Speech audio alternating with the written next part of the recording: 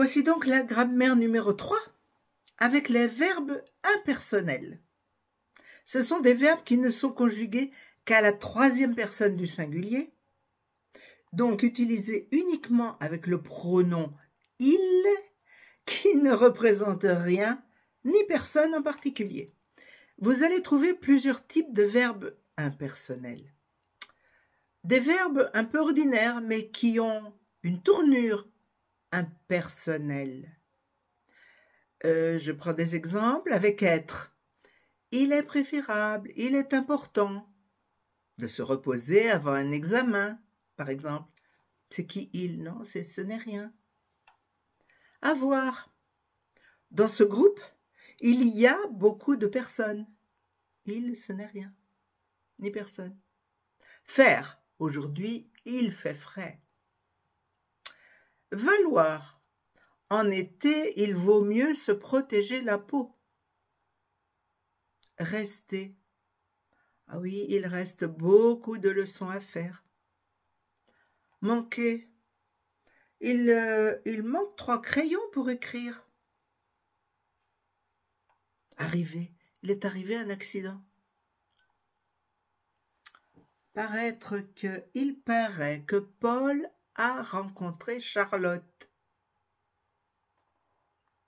Sembler que. Il semble qu'il fasse plus froid. En résulter.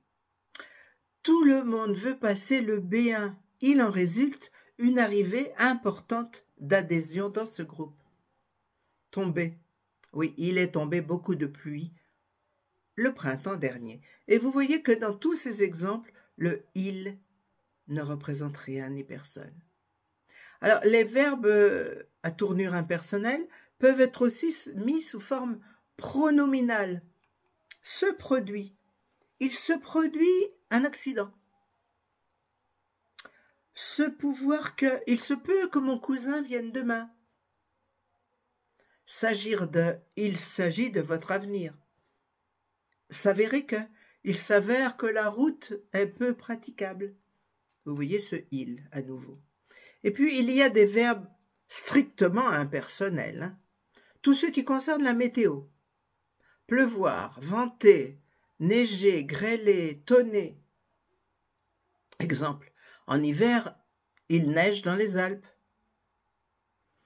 Ou encore, il pleut depuis 2 jours et parfois il grêle.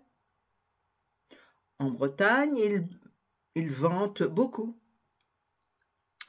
2 autres verbes, falloir que et suffire de sont strictement impersonnels. Falloir, qui exprime l'obligation, la nécessité, le conseil. Exemple, il faut que tu fasses plus attention à ceux qui t'entourent. C'est un conseil. Il faudrait que tu te reposes avant ton examen. C'est un conseil. Il faut déclarer ses revenus. Oui, c'est obligatoire. Il faut de la farine pour faire un gâteau. Une nécessité. Suffire de exprime ce qui est vraiment strictement nécessaire. Exemple, il suffit d'appuyer sur le bouton pour enregistrer. Eh bien voilà pour ce qui concerne les verbes impersonnels.